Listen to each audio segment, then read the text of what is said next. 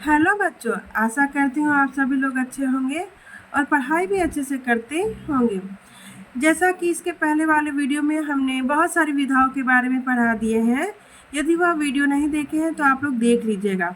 और बच्चों, मैं ये भी बताना चाहूँगी कि अपनी पढ़ाई में निरंतर लगे रहने से हमें कठिन चीज़ें भी सरल लगने लगती हैं।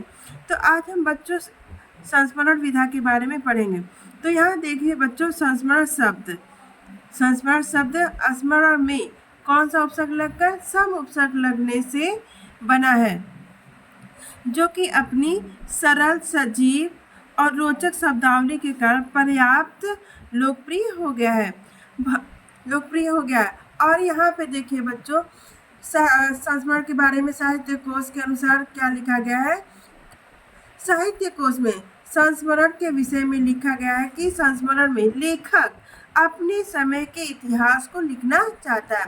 तो संस्मरण में लेखक क्या लिखना चाहता है? अपने समय के इतिहास को, अपनी ऐसी अनूठी रोमांचक बातों को संस्मरण में लिखता है।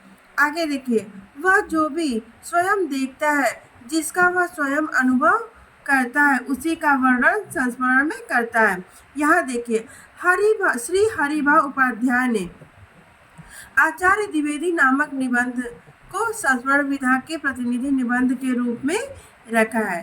ठीक बच्चों, अब यहाँ पे देखिए, प्रमुख संस्मरण लेखकों में कौन कौन से लेखक आते हैं? श्री नारायण चतुर्वेदी, पद्म सिंह शर्मा, बनारसी दास चतुर्वेदी एवं महादेवी वर्मा का नाम उल्लेखनीय है। नीचे इन लेखकों की कुछ रचनाएं दिया गया है, संस्मरणात्मक रचनाओं के बारे में दिया गया है। तो नीचे चलिए देखा जाए। संस्मरण साहित्य का आरंभ प्राय द्विवेदी युग में सरस्वती पत्रिका के माध्यम से माना गया है।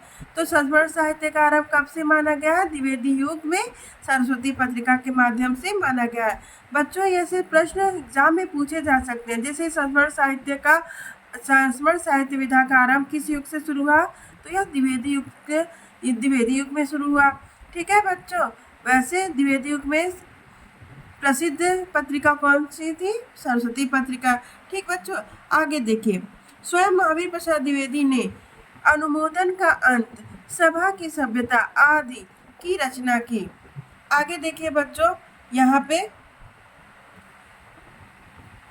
द्विवेदी के समकालीन अन्य गद्य लेखकों ने भी संस्मरण लिखे। यहाँ पे देखिए, द्विवेदी युग का परवर्ती युग अर्थात द्विवेदी युग के बाद जो भी युग आए, जैसे द्विवेदी युग के बाद कौन सा युग आया? छायावाद युग। छायावाद युग में निम्नलिखित पत्र पत्रिकाओं जैसे विशाल भारत, सुधा और माधुरी जैसी पत्रिकाओं में भी संस्मरण प्रकाशित हुए। यहाँ पे देखिए, इलाचंद्र जोशी कृत मेरे प्राथमिक जीवन की स्मृतियाँ किसके द्वारा लिखी गई है? इलाचंद्र जोशी कृत मेरे प्राथमिक जीवन की स्मृतियाँ और वृंदावन लाल वर्मा कृत कुछ संस्मरण भी उल्लेखनीय रचनाएं हैं।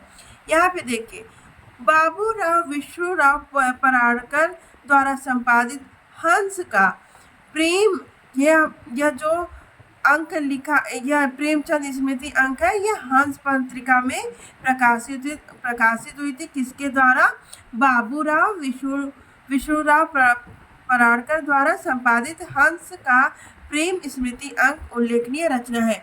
आगे देखिए, यहाँ से आचार्य रामदेव ने भी मेरी जीवन कथा के कुछ पृष्ठ, ये भी, और रूप नारायण पांडे द्वारा आचार्य महावीर प्रसाद द्विवेदी पर लिखे संस्मरण भी महत्वपूर्ण है।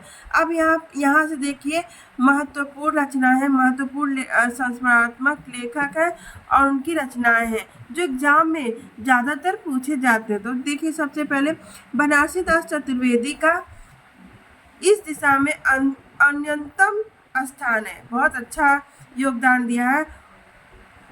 बनारसी दास चतुर्वेदी ने लिखा है, संस्मरणात्मक रचना लिखा है, हमारे आराध्य और संस्मरण किसने लिखा है? बनारसी दास चतुर्वेदी जी ने।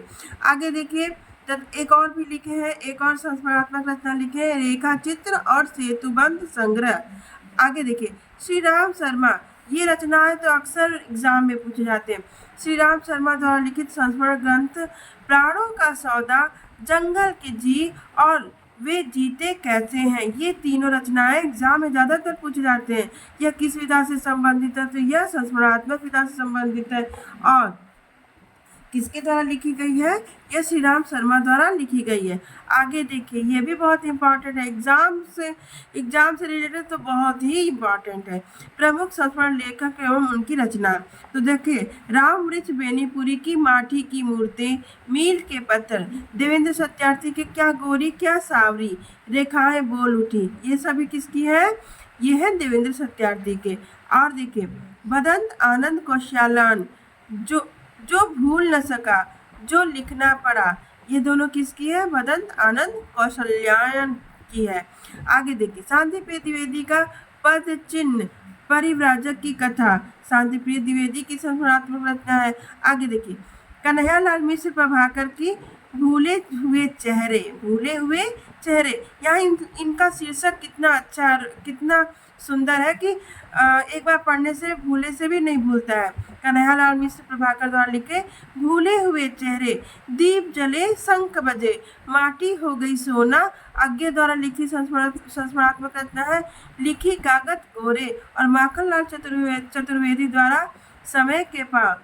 ये रहा आपके संस्मरणात्मक विधा। यदि वीडियो अच्छी लगे तो लाइक करें, सब्सक्राइब करें और शेयर करें। धन्यवाद।